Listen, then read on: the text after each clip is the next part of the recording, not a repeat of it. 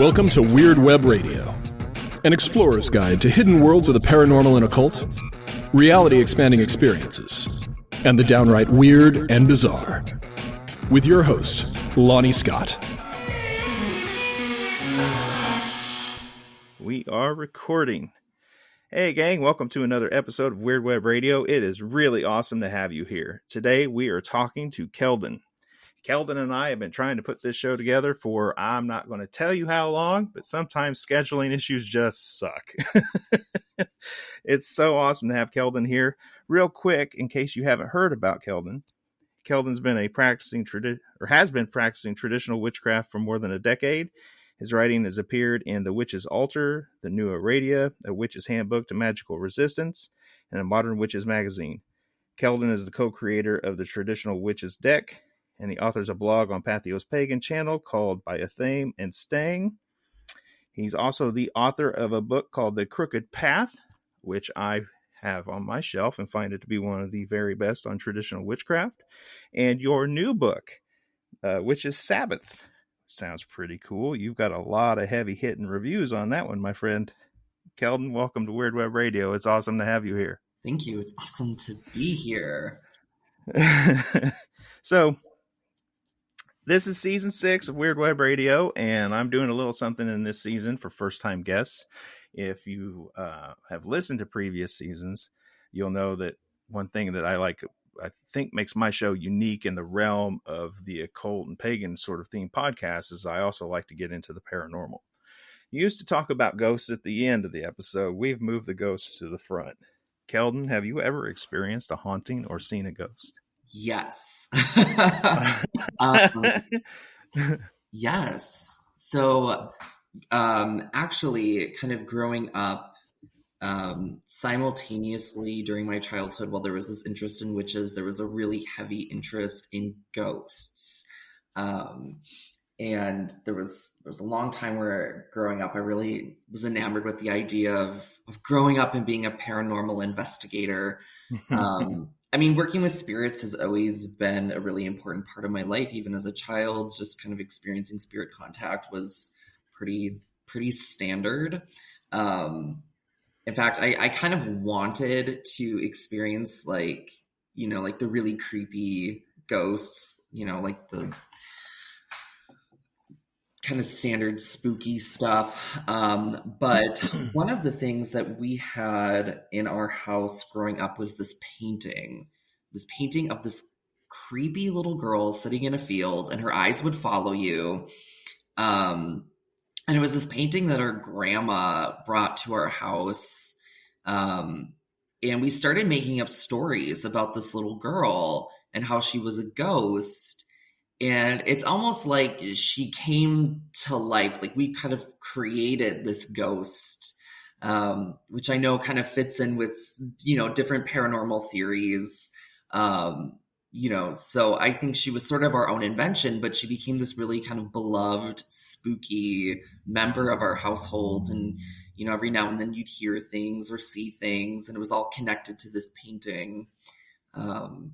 So that's kind of my favorite ghost story. It's this ghost that we, me and my siblings created as children. That's fantastic. Yeah. Not only does that go along with some paranormal theories, but that goes along with some like chaos magic thought on servitor creation. And then beyond that into tulpas and things like that. That's really cool. Has that little girl followed you around as you've moved? Yes. So I've kept the painting until very recently. It was kind of hard to let go of, but it just felt like it was time. But she's followed me. The painting has followed me to different various places I've lived. So I kind of became the keeper of the painting until recently. But I think that her spirit still lives on and probably visits from time to time. Yeah, there's your next book, Kelden. You can write a Lon Milo Duquette style "My Life with the Spirits." Only this would be the keeper of the painting, the story of you and this creation of the girl spirit. Yep, that'd be fun. Well, good luck to whoever ends up with that painting, right? Right. I'd be really interested to know how that works out for them. Um, let's get into witchcraft. And we'll start with the word witch itself. So, to you, what does it mean to be a witch? The $1,000,000 question. Isn't it? Um, Yeah. so for me, being a witch involves a few different things. First and foremost, it involves the practice of magic. And typically, especially within the framework of traditional witchcraft, we're looking at operative or folk magic. There can certainly be ceremonial magic influences. I think it's pretty hard at this point not to have any sort of influence coming in from ceremonial magic. But we're really looking at down to earth, practical magic, working with the items in your house, in your garden, getting your hands dirty to get the thing done, whatever that might be. Being a witch also involves working with the spirit worlds. This is huge. So working with spirits not only in our physical realm, so we might be looking at things like land spirits and such, but also traveling into the other world, visiting the realm of spirits through practices such as hedge crossing. I mean, this is where the Sabbath comes into play. But you're working and establishing really deep relationships with spirits. Mm-hmm. The third piece is working with the land, the natural landscape. There's been a huge move towards looking at bioregionalism, so specifically focusing your magical practice on the land that you live on, versus I think kind of in the past there's been more emphasis placed on like the earth as sort of a bigger entity, nature as sort of this bigger, broader thing, versus now I think people are kind of narrowing it in more to like, what are the plants that actually grow in my backyard? What are the animals that I can see? Sometimes those things aren't as flashy or as fancy as things you can find maybe in other bioregions, but they're still very magical. So I think really being a witch is a combination of those three things. Other people have kind of fleshed it out into other sort of key elements, but I kind of keep it simple to those three things. But really a witch is somebody who harnesses their power, the power that comes from within themselves, but also the power that exists in the natural landscape and in the other world. A witch is somebody who is sovereign unto themselves and not afraid to work the magic and do the thing. Yeah, that's very insightful, and there's a lot to unpack there.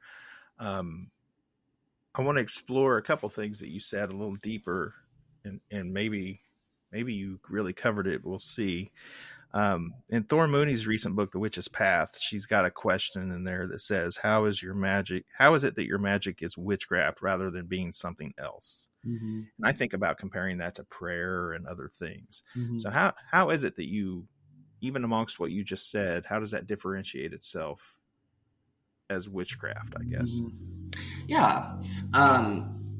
This is another really big question right now that I think a lot of people are trying to parse out, is what makes it witchcraft versus other magical practices, because hopefully we're all understanding at this point that not all magical practices are witchcraft. Right. And so again, kind of turning to my framework of traditional witchcraft, it's really about the connection to folklore. So the folklore of the witch that's feeding these practices. This is a very specific set of imagery, of ideas that become the foundation of our practice.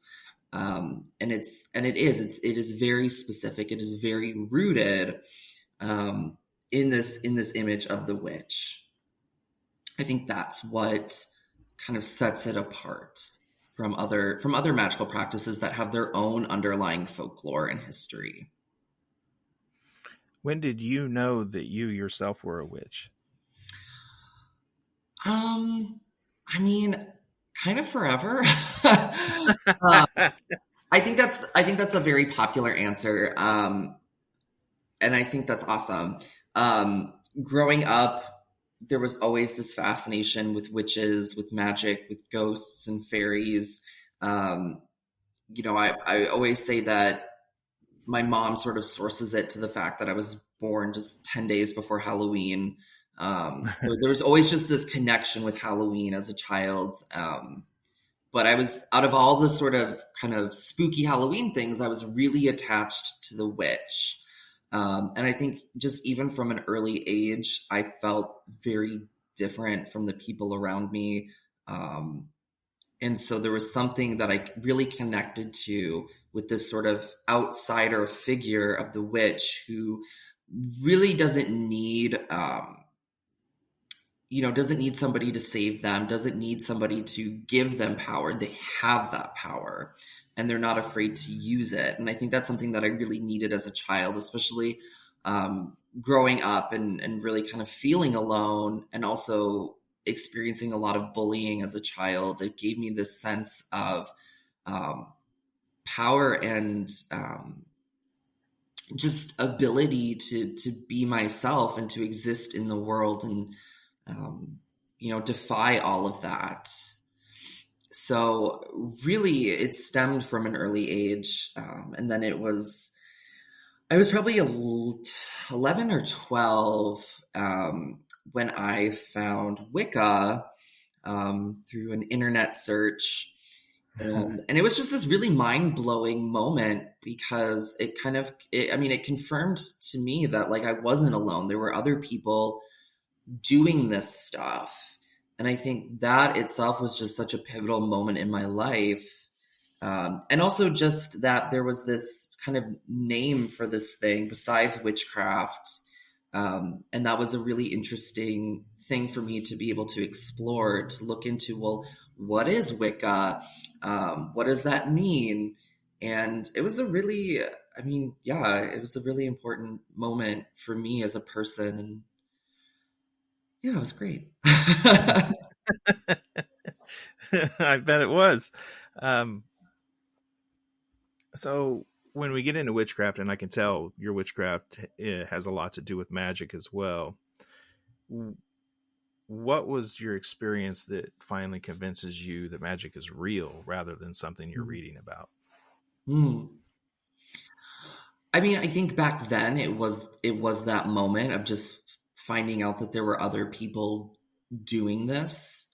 But I think there's sort of always moments. I mean, I think anybody who says that they don't have occasional doubts, like, is any of this even real, is lying. And so I think every now and then there are just these moments where things click, things fall into place. There's these sort of like coincidental things that are just too good to be a coincidence. And you're just like, fuck, like this is real. I'm actually doing these things. So, I mean, off the top of my head, I can't think of like a specific one or one that I can really say, that I can give away that secret. But I would say it's just a continuous process of experiences, really. But outside of that, yeah, just that kind of discovery of other witches was pretty amazing. You said something in the beginning of that answer that I think is important. I didn't think to cover it, but I do not want to miss this opportunity either. You were talking about how every one of us ends up facing that doubt, that really wondering, is this worth it? Is it working? Am I fooling myself? All those worries and concerns and anxieties that come along sometimes with getting into the practice where, as you said earlier, we don't need us to be saved. We're embracing the power ourselves. How do you get through that doubt? How do you deal with that yourself? It's sort of a questioning process of, okay, so here I am and I'm like, is any of this real? And then I asked myself, well, is it helping? Do I feel something? What am I getting out of this? Because even if hypothetically none of this was real, the magic wasn't real, I'm still feeling empowered. I'm still finding ways to problem solve different things in my life. I'm still accessing these really powerful coping skills for things like emotional regulation, right? I mean, when we think about just some of the core practices of visualization and deep breathing, I mean, these are things that even if there was no magic attached to it, are still really beneficial for us as human beings. And so I sort of just say, okay, well, you know what? If it's not real, then I'm still getting something from it. So what am I really losing?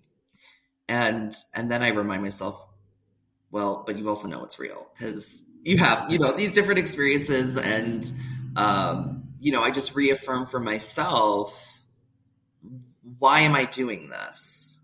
What does this mean to me? And does that meaning possibly outweigh the fact that, or the potential that this isn't real? And it does. I agree. So when did you make the shift from a more Wicca-focused kind of practice and take your deep dive into folklore and go more traditional witchcraft route? So that really happened in college. So I would say that my sort of big witchcraft, specifically Wicca, kind of personal boom happened in sixth grade. And so this is very shortly after I had, discovered that there were other people doing this. I discovered Wicca.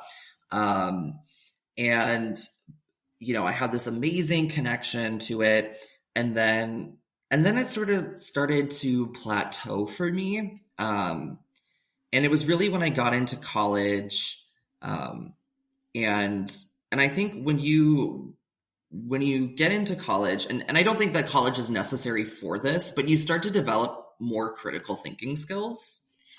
Mm-hmm. And specifically looking at like source material and references and history and things like that. And I was noticing a trend in a lot of books that they were talking about witchcraft and sort of ideas about the history of witchcraft that, as far as I was coming to understand, had been debunked, had been, like, this is not the case. And I started to get really curious about that. And so I decided, okay, well, let's look at source material. And I started by looking at the books written by really the earliest people, the pioneers. So reading Gerald Gardner, reading Doreen Valiente, Patricia Crowther, and I read Triumph of the Moon, which was really game-changing. I think it's a game-changing book for a lot of people. I think reading Modern Wicca by Michael Howard, which I think is a excellent companion book to Triumph of the Moon, and slightly more accessible in terms of language. So I always recommend that to people who are like, I can't get through Triumph of the Moon. And I started following this trail backwards. So I started looking at, like, what are the sources they're pulling from? So, of course, that leads me to Margaret Murray. It leads me to, even further back. And then also, while I was doing this, I discovered that as this modern witchcraft revival happens, there's this sort of side path that stems out of it, which of course is what we would, today refer to as traditional witchcraft. So specifically kind of following that trail of Doreen Valiente exiting Gardner's Coven, joining up with Robert Cochrane, and really then looking into the works of Robert Cochrane and seeing this other side of witchcraft. And that's really how I found traditional witchcraft. And then I started reading books that were more geared towards that path, realizing just the importance of folklore on modern practice, and then really taking that deep dive into folklore and just history of witchcraft itself before the modern witchcraft revival as well as after. Let's talk about the Witches Sabbath. That's your new book that's out. I'm sure you're very excited. In fact, today is what, the 15th we're doing this interview. It's only been out for about a week, right? Yep. Yeah, that's exciting. Congratulations, first of all, on Thank having you. that book out. You're welcome. I think people may not know what the Witches Sabbath means, or they may have misconceptions of what that means. So let's start there. What is it? Yes. I sort of worry about people who might be picking this up thinking it's a book about the Wheel of Year. It's I try to address that very quickly in the intro, just so, and hopefully people are, flipping through books. I mean, I know if you're ordering online, that's a little bit different, but read descriptions, things like that. It's helpful. So the Witches Sabbath, as it appears in history and folklore, and then today in traditional witchcraft, the Witches Sabbath is an otherworldly gathering of witches and spirits. So in the folklore, in the history, this is classically going to be witches meeting with the devil. It appears slightly different. There's kind of different variations across time. So for example, there's kind of the idea of the fairy Sabbath, so to speak, which is it's very similar in a lot of ways to the Witches Sabbath, but this would be a gathering of the fair folk, and then sometimes humans that are kind of brought into the fold, but it has a lot of the same kind of narrative structure or activities at play. So things like feasting and dancing.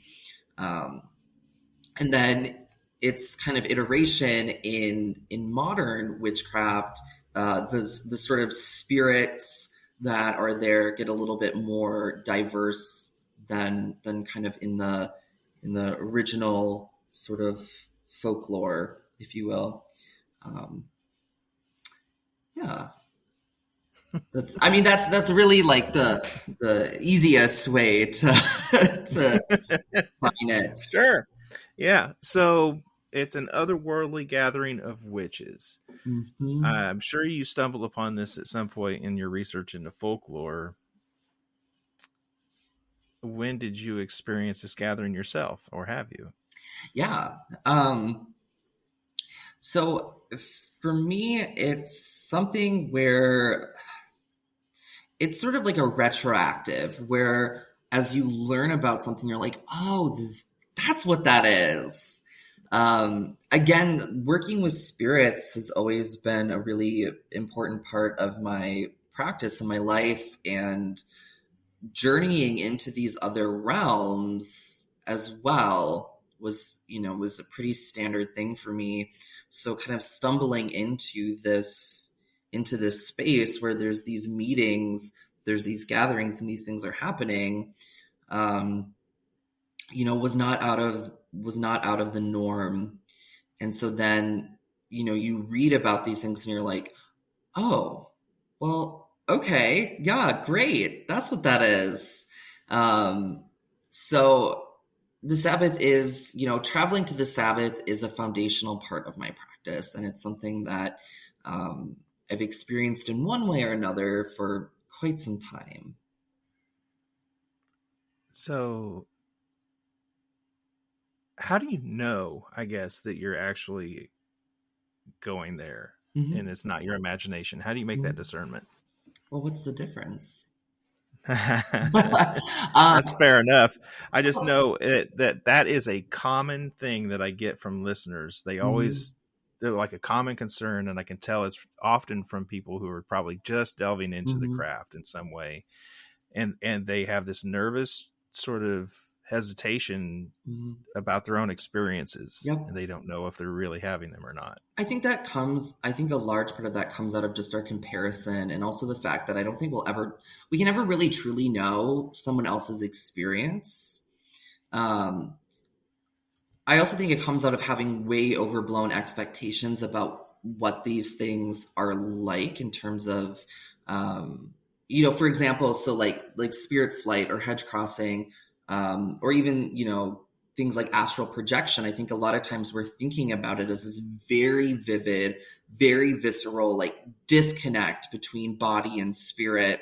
And so that we would be experiencing these things just like we're experiencing physical reality right now. And I just don't think that's the case. That's not how that works. But when you go into it with that expectation and then that's not what you experience, you're like, oh, well, then that probably didn't really work. That probably didn't really happen. The thing that I will tell people a lot is you can tell when it's starting to move from, so like, let's say, because another common question is, how does this differ, like journeying to the Sabbath, hedge crossing, how does that differ from like a guided meditation? Well, in those things, you're very actively using your imagination, you're using visualization to create a framework. And that's really helpful. But at some point when you hedge cross, when you travel to the Sabbath, you're not in complete control anymore. I mean, you're in control of yourself, but everything else around you is no longer necessarily at your will. And so things are going to start unfolding very organically. And I think that's really when you know that this is no longer just your imagination. This is no longer just, some guided visualization that you're following. This is moving into something else. What is one of your, I guess, the word coming to my mind is stranger. So we'll go with that one. What's one of your stranger experiences with the hedge crossing and going to the Sabbath?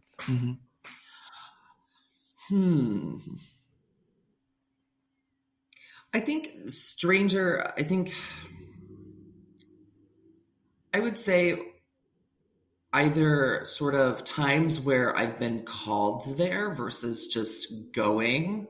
So instead of just like intentionally going, it's more like, no, we're going. A lot, and this has never happened in any sort of like, I'm driving or something. Usually it's when you're sort of already in kind of a liminal state, a liminal place. Otherwise, I think it's all sort of strange.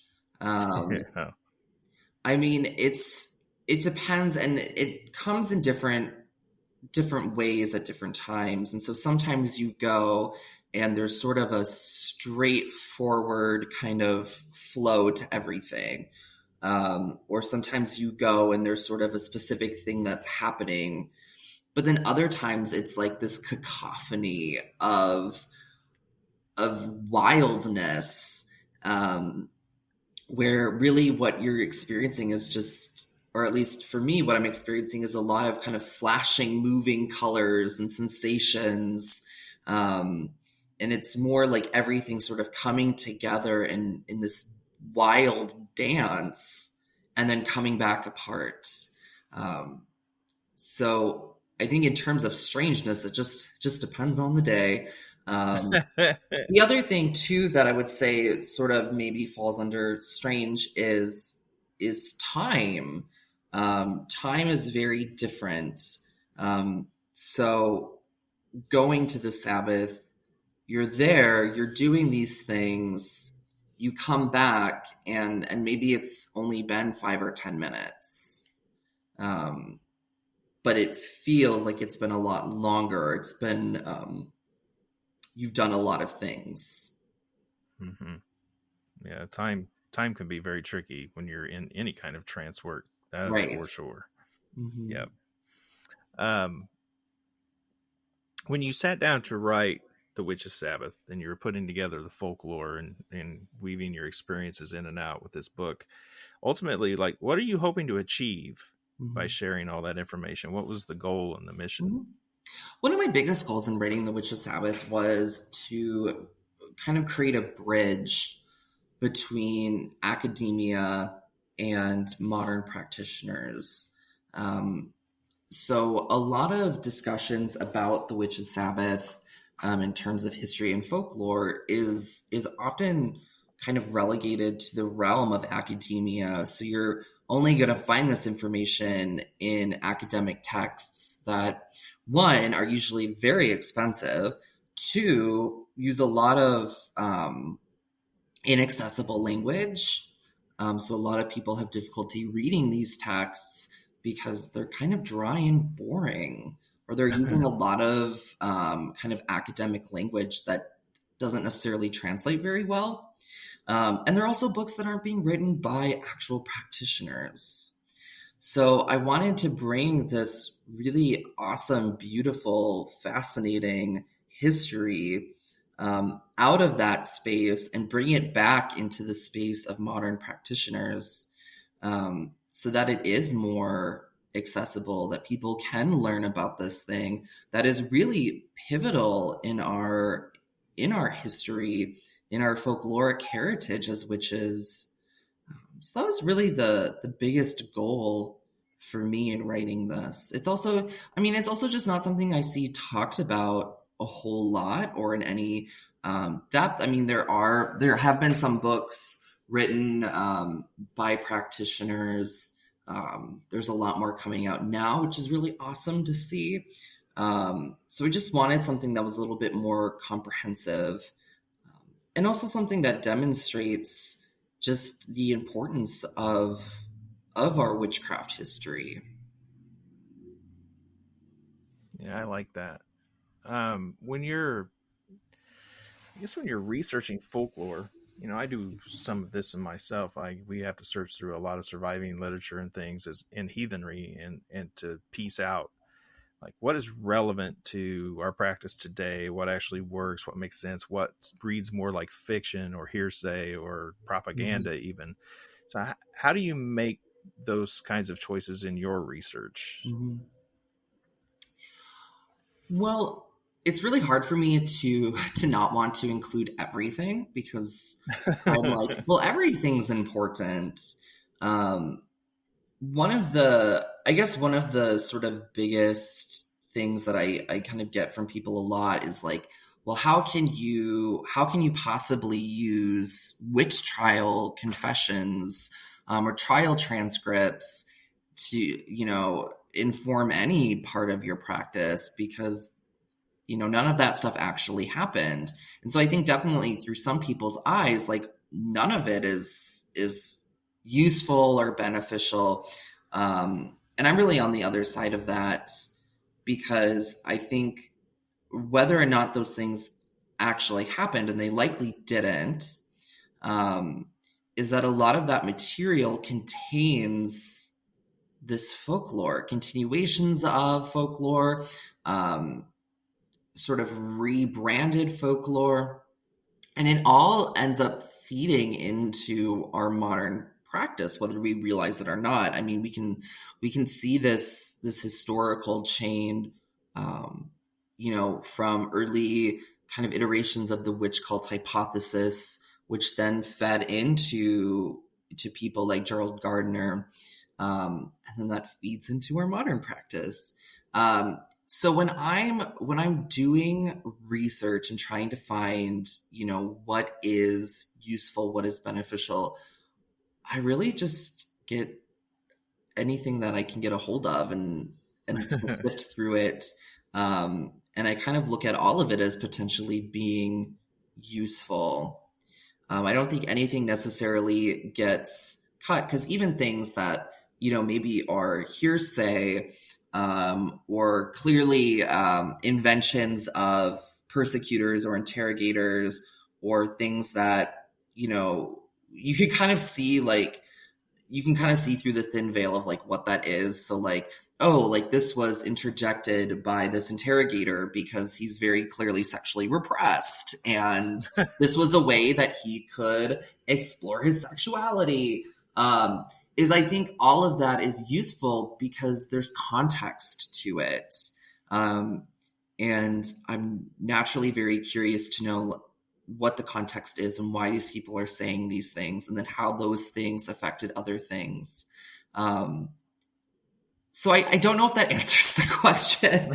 I just kind of look at everything I can look at, which maybe that's sometimes part of the difficulty, is that, I want to include everything. And that's one of the things that I'm finding, this this book is out now, but I'm obviously still consuming a lot of folklore. So I'm finding things that I'm like, oh, this would have been really great to include in the book. And then I'm like, yeah, there's going to be a lot of those things. And if you did that, this book would be very out of control. Yeah, in a hurry. Oh, right. Yeah. One of my listeners, Tracy, had a question for you. Okay. And Tracy wants to know, is there any change that you've noticed more recently with your spells or spirit contact? No more clarification than that. So I think we should focus more on spirit contact since you do a lot of spirit work. Like, have you noticed, I guess, is it easier, harder? Like, are the messages coming through more clear, or spirits more prone to come around? What do you think? Have things been changing? I think things have been changing. I don't think ability to communicate has changed so much as it's like it's more it's like frequency of contact, I think, is what changes. And so sometimes things feel very urgent because I think everything in our world right now, both physical and other world, feels very urgent. And so spirits are kind of like, let's talk about these things. Let's do these things. And I also am like, let's talk about these things. What can we do? And then I think it sort of also mirrors, because I think working with spirits is always going to be very similar to working with other people. And so then at the same time, there's then like these moments afterwards where it's like, I think we're all just really burnt out. So we're like, just leave me alone. Like, I can't, I don't have the capacity right now. Just give me some time and space, and then we'll come back to this. So I think this sort of frequency of contact is ebbing and flowing in sort of a new way in response to just what is going on in the world. Here's a common range of questions I get a lot. I'm wondering if you get the same and how you would handle them. I'll just a random example from memory recently. Someone messages me and says, I'm pretty sure that I'm getting contacted by a spirit in my dreams, and now I feel like it's in my house, and I'm not sure what it's trying to tell me. What do I do? Do you get those kinds of messages? Yeah, I do. And what do you generally tell people? How to solve that? Well, I kind of go through, I kind of use my lens as a therapist because this comes up in therapy sessions surprisingly a lot. I think it's one of those things where the universe just is sort of, like sending people your way. But some of the questions I ask right away is, okay, are you scared? Like, is this spirit threatening? Are you afraid? Because usually that's going to tell me which direction we want to move in. Like, is this something where it's like, yeah, like, let's kind of figure out what the spirit wants, or like, let's get this spirit out of here. And so kind of the follow-up to that is like, is this spirit telling you anything? And if it is it telling you to harm yourself or other people? I mean, those are going to be like the two big ones I'm looking out for. And then if it's feeling more benign, then I might recommend like ask the spirit, like, because that's the other thing too, is I think sometimes we complicate things when they don't need to be. So for me, spirit communication, I see pretty simple. Like, just start talking, like ask the spirit, like, what's going on? Like, what do you want? And then they will communicate back to you, whether that's in dreams or, different signs, or even just something that you're hearing within your mind. Allow them the space to communicate. Also, don't be afraid to set boundaries. Like, hey, you can't be doing that. So that's typically how I respond is I kind of just troubleshoot. Like, what's the situation? What are you looking for? Are you looking for answers? Or are you looking to get rid of this spirit? So yeah, that's what I do. Hey, that works. So what are some of the biggest mistakes or wastes of time that someone could fall into practicing witchcraft? Ooh, right away, comparing yourself to other people. I mean, I Yes. think we can say that about pretty much just about everything in life. Other people are on different paths with different experiences and different levels of knowledge and what have you. And so it just really doesn't make a whole lot of sense to compare yourself to other people. I think getting hung up in sort of aesthetics, this is also a really big kind of hot topic. I mean, it has been for years, and this, I guess, could fall under comparing yourself to other people, but getting kind of hung up in the trappings. So things like tools, oh, I don't have this or I don't have that. I think that's sort of a waste. Focus on what you do have. Another waste of time would be, sometimes I think labels are a bit of a waste of time. Again, this is another like really common thing. I was just watching a video about this morning about like, what type of witch am I? I think that those things can add context and can be helpful, but I see a lot of people who are just starting out getting kind of hung up and like, oh, I got to figure out like what type of witch I am. Gosh, I don't know. And doesn't this all feel sort of limiting? I mean, I guess if I'm a crystal witch and I'm not a lunar witch, then I can't work with the moon. Like, I don't know. I mean, I think if it's something that feels helpful to you, go for it. But yeah, I would say comparing yourself to others, trying to label yourself, especially if it's not coming from a place within, if it's coming from like, I got to do this because that's what other people are doing. I think those are sort of the biggest wastes. Yeah. It's a good healthy list, or unhealthy as it were. I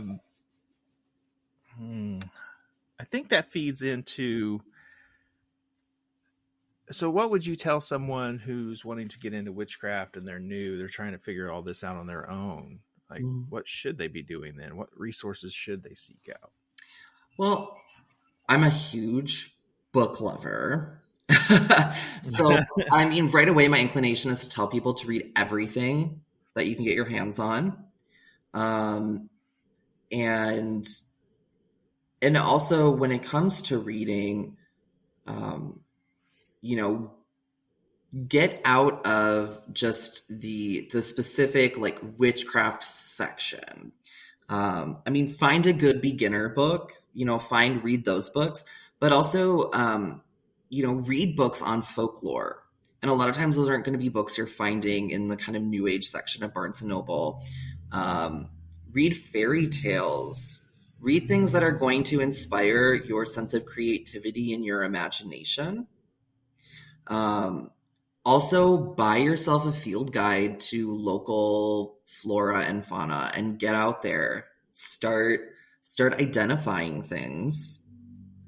Because as much as I love reading, I think we also have to back it up with experience.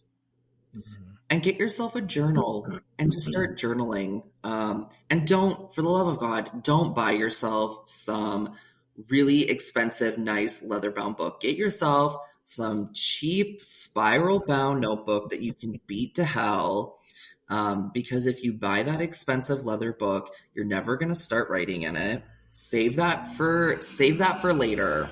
Right now, you just need a book where you can scribble down your thoughts and feelings and spill coffee on it and throw it in your backpack. And, you know, and honestly, the thing is I can almost guarantee you that for someone starting out in 10 years from now, that's going to be the book that you treasure more than the fancy book that you've written one page in. And you're like, oh, I'm going to ruin this, so I can't write in it just yet. Yeah, those are going to be the ones you miss the most too. I had a lot of those of mine from my early teen years and getting in my early 20s when I got started. All were in storage at one point, along with all my college stuff and everything else. And that storage shed got broken into, and all that stuff got stolen or or ruined, that was so. Yeah, cherish these things and hide them better than I did. I would say that the last big thing is to keep things simple and to believe in yourself. I mean, I guess those are technically two things, but to me, they really go together. So, like, for example, with spirit communication, and maybe this is very contradictory to some people's practices, but, like, if you are looking to connect with the spirit, just start talking. You don't need to make it a huge, complicated ritual. I mean, you certainly can. And I think sometimes there are times maybe where that is necessary. But just start talking, and then don't doubt yourself that that's not enough, or that's not real, or it's not going to happen. Just allow it to exist and to unfold. All excellent advice. Absolutely agreed.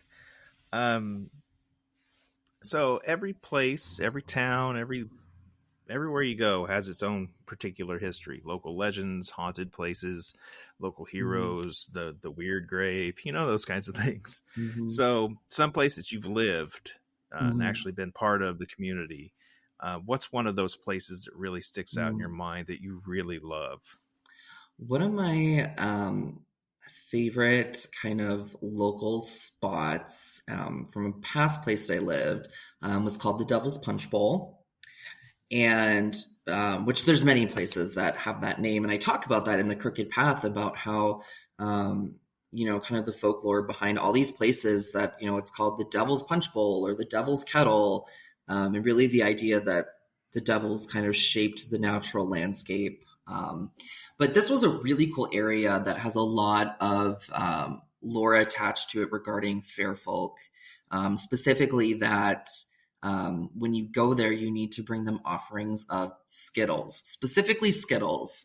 And if you don't, you'll find that your car battery's dead, your phone battery will die. And I've experienced that where you go and it's like your phone just drains. So it's a very active spot for the fair folk. There were also some rumors that I heard that it was at one point a meeting spot for witches. I never found out anything more on that. It became a meeting spot for me. So maybe I got to continue that on a little bit. But it was just a very sort of,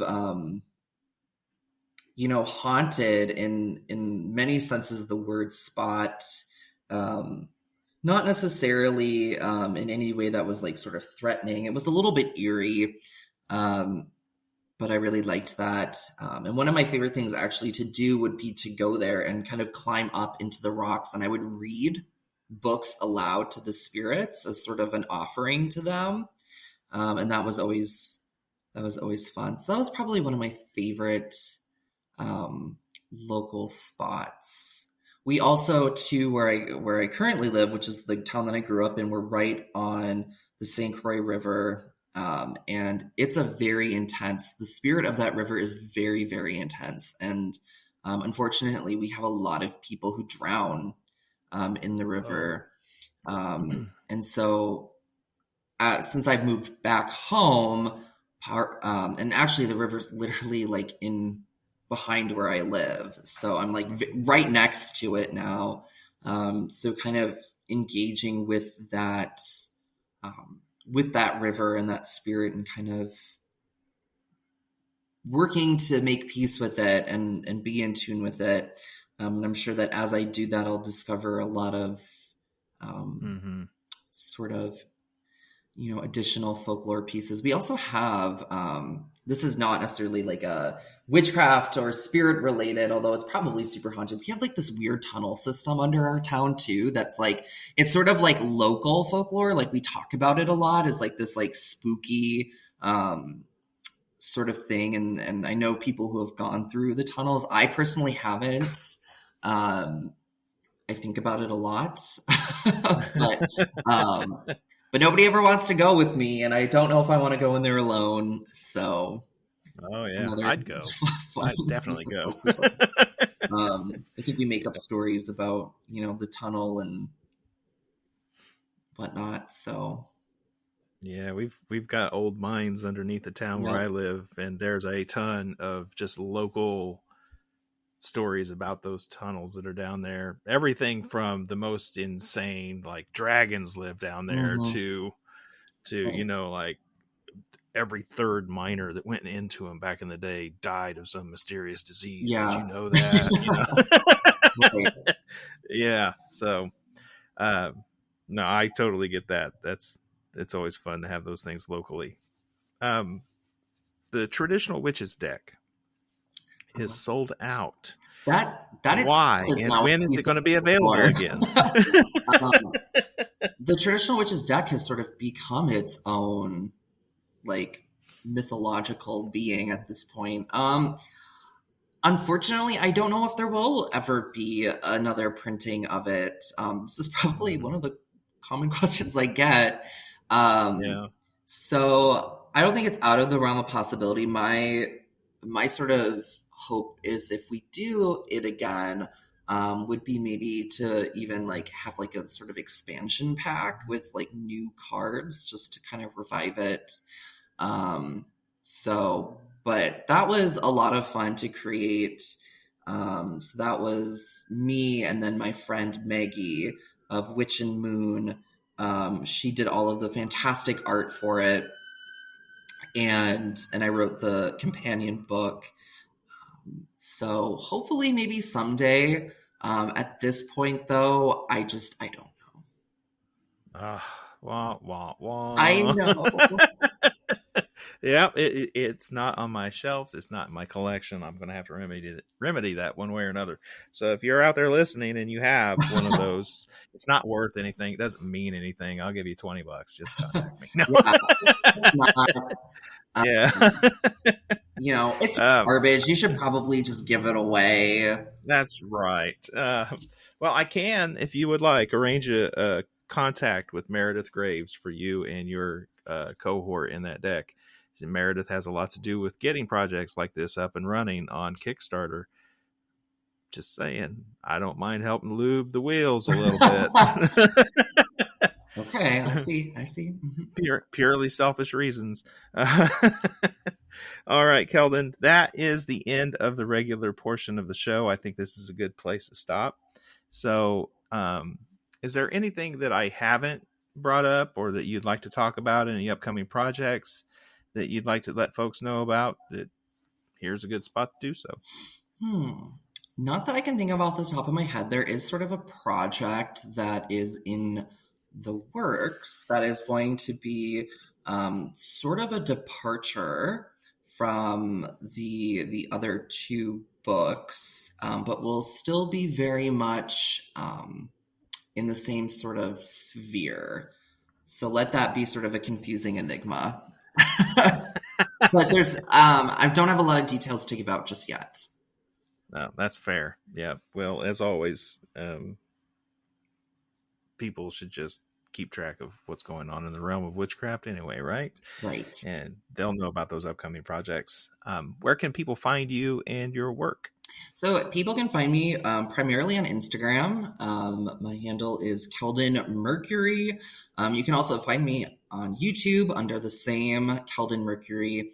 And then, of course, you can read old articles. I haven't written anything on my blog in well over a year, but you can read kind of my backlog of articles at Patheos. The blog there is By Athame and Stang. Those are the primary places that people can find me.